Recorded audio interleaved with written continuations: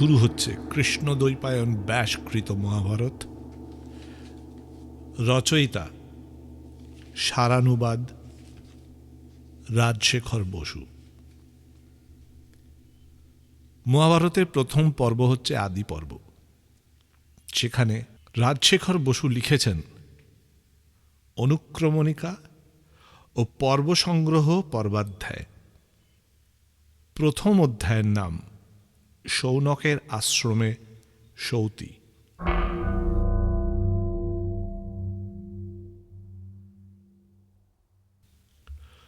কুলপতি মহর্ষি শৌনক নৈমিষারণ্যে দ্বাদশ বার্ষিক যজ্ঞ করছিলেন।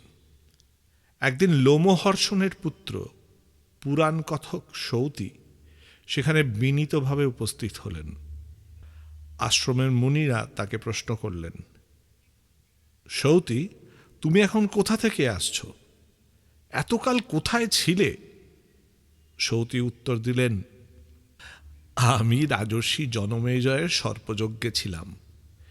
সেখানে কৃষ্ণদ্বৈপায়ন রচিত বিচিত্র মহাভারত কথা বৈশম্পায়নের মুখে শুনেছি। তারপর বহু তীর্থে ভ্রমণ করে সমন্ত পঞ্চক দেশে যাই। যেখানে কুরু পাণ্ডবের যুদ্ধ হয়েছিল সেখানে। এখন আপনাদের দর্শন করতে এখানে এসেছি। দ্বিজগণ, আপনারা যজ্ঞে আহুতি দিয়ে শুচি হয়ে সুখে উপবিষ্ট রয়েছেন। আমার কাছে কি শুনতে ইচ্ছা করেন আদেশ করুন। পবিত্র পুরাণ কথা, না মহাত্মা নরপতি ও ঋষিগণের ইতিহাস? ঋষিরা বললেন, রাজা জনমেজয়ের সর্পযজ্ঞে বৈশম্পায়ন যে ব্যাস রচিত মহাভারত কথা বলেছিলেন, আমরা তাই শুনতে ইচ্ছা করি। সৌতি বললেন, চরাচর গুরু ঋষিকেশ হরিকে নমস্কার করে আমি ব্যাসপ্রোক্ত মহাভারত কথা আরম্ভ করছি। কয়েকজন কবি এই ইতিহাস পূর্বে বলে গেছেন, এখন অপর কবিরা বলছেন, আবার ভবিষ্যতে অন্য কবিরাও বলবেন। ব্যাসদেব এই মহাভারত সংক্ষেপে বলেছেন, আবার সবিস্তারেও বলেছেন। কোনো কোনো ব্রাহ্মণ এই গ্রন্থ আদি থেকে, কেউ আস্তিকের উপাখ্যান থেকে, কেউ বা উপরিচরের উপাখ্যান থেকে পাঠ করেন। মহাভারত রচনার পর ব্যাসদেব ভেবেছিলেন কোন উপায়ে এই ইতিহাস শিষ্যদের অধ্যয়ন করাবো। তখন ভগবান ব্রহ্মা তার কাছে আবির্ভূত হয়ে বললেন, তুমি গণেশকে স্মরণ করো, তিনি তোমার গ্রন্থের লিপিকার হবেন। ব্যাস গণেশকে অনুরোধ করলেন। তিনি বললেন, আমি সম্মত আছি, কিন্তু আমার লেখনী ক্ষণমাত্র থামবে না। ব্যাস ভাবলেন, আমার রচনায় 8,800 এমন কূট শ্লোক রয়েছে যার অর্থ কেবল আমি আর আমার পুত্র সুখ বুঝতে পারি। সঞ্জয় পারেন কিনা সন্দেহ। ব্যাস গণেশকে বললেন, আমি যা বলে যাব আপনি তার অর্থ না বুঝে লিখতে পারবেন না। গণেশ বললেন, তাই হবে। গণেশ সর্বজ্ঞ হলেও কূটশ্লোক লেখবার সময় তাকে ভাবতে হতো। সেই অবসরে ব্যাস অন্য বহু শ্লোক রচনা করতেন।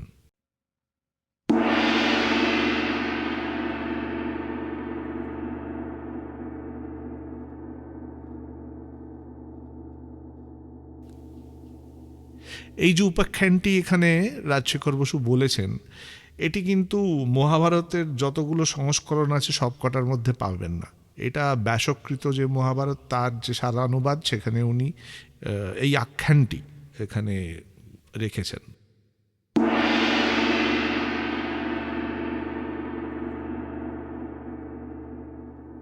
রাজা জনমেজয় এবং ব্রাহ্মণগণের বহু অনুরোধের পর ব্যাসদেব তাঁর শিষ্য বৈশম্পায়নকে মহাভারত শোনাবার জন্য আজ্ঞা দিয়েছিলেন।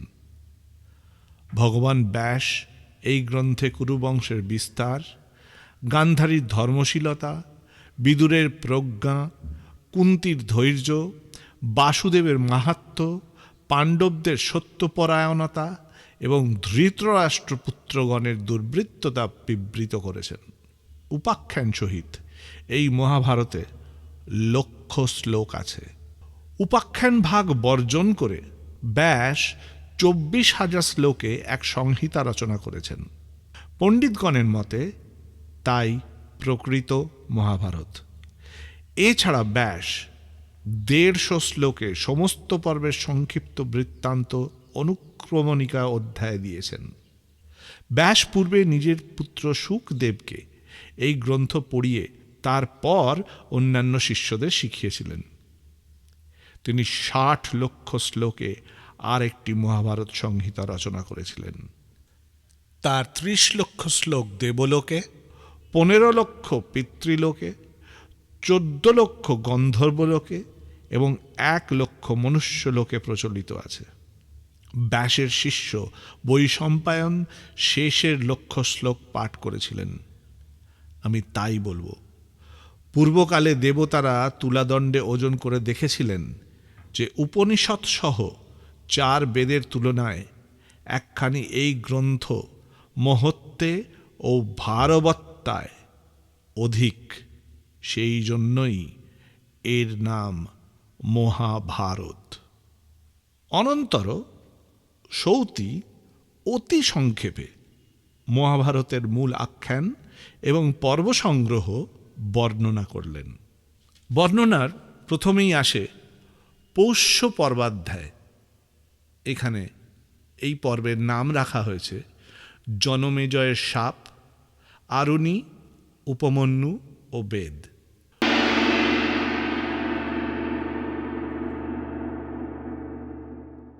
সৌতি বললেন, পরীক্ষিত পুত্র জনমেজয় তাঁর 3 ভ্রাতার সঙ্গে কুরুক্ষেত্রে এক যজ্ঞ করছিলেন।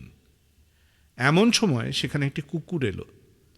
জনমেজয়ের ভ্রাতারা তাকে প্রহার করলেন। সে কাঁদতে কাঁদতে তার মাতার কাছে গেল। কুকুরটি ক্রুদ্ধ হয়ে যজ্ঞস্থলে এসে বলল, আমার পুত্রকে বিনা দোষে মারলে কেন? জনমেজয় প্রভৃতি কোনো উত্তর দিলেন না। কুকুরটি বললেন, এ কোনো অপরাধ করেনি, তথাপি প্রহৃত হয়েছে। তোমার উপরে অতর্কিত বিপদ এসে পড়বে। দেবশুনি শর্মার এই অভিশাপ শুনে জনমেজয় অত্যন্ত চিন্তাকুল হলেন। যজ্ঞ শেষ হলে তিনি হস্তিনাপুরে ফিরে এসে শাপ মোচনের জন্য উপযুক্ত পুরোহিতের সন্ধান করতে লাগলেন। একদিন তিনি মৃগয়া করতে গিয়ে শ্রুতশ্রবা ঋষির আশ্রমে উপস্থিত হলেন এবং নমস্কার করে বললেন, ভগবান, আপনার পুত্র সোমশ্রবাকে দিন, তিনি আমার পুরোহিত হবেন। শ্রুতশ্রবা বললেন, আমার এই পুত্র সর্পির গর্ভজাত। এ মহাতপস্বী ও বেদজ্ঞ। মহাদেবের শাপ ভিন্ন, অন্য সমস্ত শাপ নিবারণ করতে পারে, কিন্তু এর একটি গূঢ় ব্রত আছে। কোনো ব্রাহ্মণ কিছু প্রার্থনা করলে এ তা অবশ্যই পূরণ করবে। যদি তুমি তাতে সম্মত হও তবে একে নিয়ে যাও। জনমেজয় ঋষিপুত্রকে নিয়ে গিয়ে ভ্রাতাদের বললেন, আমি একে উপাধ্যায় রূপে বরণ করেছি। ইনি যা বলবেন তোমরা তার নির্বিচারে করবে। এই আদেশ দিয়ে জনমেজয় তক্ষশিলা প্রদেশ জয় করতে গেলেন।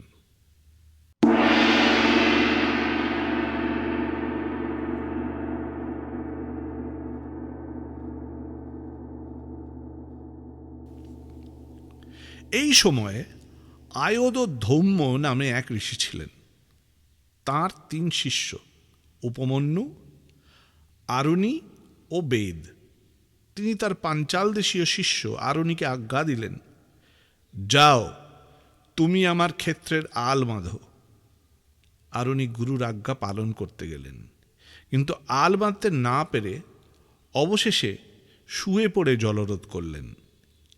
আরুণী ফিরে এলেন না দেখে ধৌম্য তার অপর 2 শিষ্যের সঙ্গে ক্ষেত্রে গিয়ে ডাকলেন, বৎস আরুণী, কোথায় আছো? এসো। আরুণী উঠে এসে বললেন, আমি জলপ্রবাহ রোধ করতে না পেরে সেখানে শুয়েছিলাম। এখন আপনি ডাকতে উঠে এসেছি, আজ্ঞা করুন, কি করতে হবে? ধৌম্য বললেন, তুমি কেদারখণ্ড, কেদারখণ্ড মানে হচ্ছে ক্ষেতের আল, তুমি কেদারখণ্ড বিদারণ করে উঠেছ, সেই জন্য তোমার নাম উদ্দালক হবে। আমার আজ্ঞা পালন করেছ, সেই জন্য তুমি শ্রেয় লাভ করবে। সমস্ত বেদ ও ধর্মশাস্ত্র তোমার অন্তরে প্রকাশিত থাকবে। আয়দ ধৌম্য আর এক শিষ্য উপমন্যুকে আদেশ দিলেন, বৎস, তুমি আমার গো রক্ষা করো। উপমন্যু প্রত্যহ গরু চড়িয়ে সন্ধ্যায় ফিরে এসে গুরুকে প্রণাম করতে লাগলেন। একদিন গুরু জিজ্ঞাসা করলেন, বৎস, তুমি কি খাও? তোমাকে বেশ স্থূলও দেখছি। উপমন্যু বললেন, আমি ভিক্ষা করে জীবিকা নির্বাহ করি। গুরু বললেন, আমাকে নিবেদন না করে ভিক্ষান্ন ভোজন উচিত নয়। তারপর থেকে উপমন্যু ভিক্ষাদ্রব্য এনে গুরুকে দিতেন। তথাপি তাকে পুষ্ট দেখে গুরু বললেন, তুমি যা ভিক্ষা পাও সবই তো আমি নি, তুমি এখন কি খাও? উপমন্যু বললেন, প্রথমবার ভিক্ষা করে আপনাকে দিই, তারপর আবার ভিক্ষা করি, তাতেই আমার জীবিকা নির্বাহ হয়।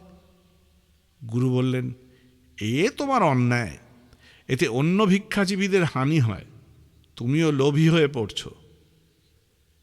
এরপর উপমন্যু একবার মাত্র ভিক্ষা করে গুরুকে দিতে লাগলেন। গুরু আবার তাকে প্রশ্ন করলেন, বৎস, তোমাকে তো অতিশয় স্থূল দেখছি, এখন কি খাও? উপমন্যু বললেন, আমি এইসব গরুর দুধ খাই। গুরু বললেন, আমার অনুমতি বিনা দুধ খাওয়া তোমার অন্যায়। উপমন্যু তারপরে স্থূলকায় রয়েছেন দেখে গুরু বললেন, এখন কি খাও? উপমন্যু বললেন, স্তন্যপানের পর বাছুরেরা যে ফেন উদ্গার করে তাই খাই। গুরু বললেন, এই বাছুররা দয়া করে তোমার জন্য প্রচুর ফেন উদ্গার করে, তাতে এদের পুষ্টির ব্যাঘাত হয়, ফেনও খাওয়াও তোমার উচিত নয়। গুরুর সকল নিষেধ মেনে নিয়ে উপমন্যু গরু চড়াতে লাগলেন। একদিন তিনি ক্ষুধার্ত হয়ে অর্কপত্র বা আকন্দ পাতা খেলেন। সেই ক্ষার তিক্ত কটু রুক্ষ তীক্ষ্ণ বস্তু খেয়ে তিনি অন্ধ হলেন এবং চলতে চলতে কূপের মধ্যে পড়ে গেলেন। সূর্যাস্তের পর উপমন্যু ফিরে এলেন না দেখে আয়দ ধৌম্য বললেন, আমি তার সকল প্রকার ভোজনই নিষেধ করেছি, সে নিশ্চয়ই রাগ করেছে, তাকে খোঁজা উচিত। এই বলে তিনি শিষ্যদের সঙ্গে অরণ্যে গিয়ে ডাকলেন, বৎস উপমন্যু, কোথায় আছো, এসো। উপমন্যু কূপের ভিতর থেকে উত্তর দিলেন, আমি অর্কপত্র ভক্ষণের ফলে অন্ধ হয়ে এখানে পড়ে আছি। ধৌম্য বললেন, তুমি দেব বৈদ্য অশ্বিনী কুমার দ্বয়ের স্তব করো, তাঁরা তোমাকে চক্ষুষ্মান করবেন। উপমন্যু স্তব করলেন। অশ্বিদ্বয়ে তার নিকট আবির্ভূত হয়ে বললেন, আমরা প্রীত হয়েছি, তুমি এই পূপ বা পিষ্টক ভক্ষণ করো। উপমন্যু বললেন, গুরুকে নিবেদন না করে আমি খেতে পারি না। অশ্বিদ্বয় বললেন, তোমার উপাধ্যায়ও পূর্বে আমাদের স্তব করে পূপও খেয়েছিলেন, কিন্তু তিনি তা গুরুকে নিবেদন না করেই খেয়েছিলেন। উপমন্যু বললেন, আমি আপনাদের নিকট অনুনয় করছি, গুরুকে নিবেদন না করে আমি খেতে পারবো না। অশ্বিদ্বয় বললেন, তোমার গুরু ভক্তিতে আমরা প্রীত হয়েছি। তোমার উপাধ্যায়ের দন্ত কৃষ্ণ লৌহময় হবে, তোমার দন্ত হিরণ্ময় হবে, তুমি চক্ষুষ্মান হবে এবং শ্রেয় লাভ করবে। উপমন্যু চক্ষু লাভ করে গুরুর কাছে এলেন এবং অভিবাদন করে সকল বৃত্তান্ত জানালেন। গুরু প্রীত হয়ে বললেন, অশ্বিনী কুমার দ্বয়ের বরে তোমার মঙ্গল হবে, সকল বেদ ও ধর্মশাস্ত্রও তুমি আয়ত্ত করবে। উপমন্যুর পরীক্ষা এই রূপে শেষ হল। আয়দ ধৌম্য তার তৃতীয় শিষ্য বেদকে আদেশ দিলেন, তুমি আমার গৃহে কিছুকাল বাস করে আমার সেবা করো, তোমার মঙ্গল হবে। বেদ দীর্ঘকাল গুরুগৃহে থেকে তাঁর আজ্ঞায় বলদের ন্যায় ভার বহন এবং শীত গ্রীষ্ম ক্ষুধা তৃষ্ণাদি কষ্ট সইতে লাগলেন। অবশেষে তিনি গুরুকে পরিতুষ্ট করে শ্রেয় ও সর্বজ্ঞতা লাভ করলেন। এই রূপে তাঁর পরীক্ষাও শেষ হল।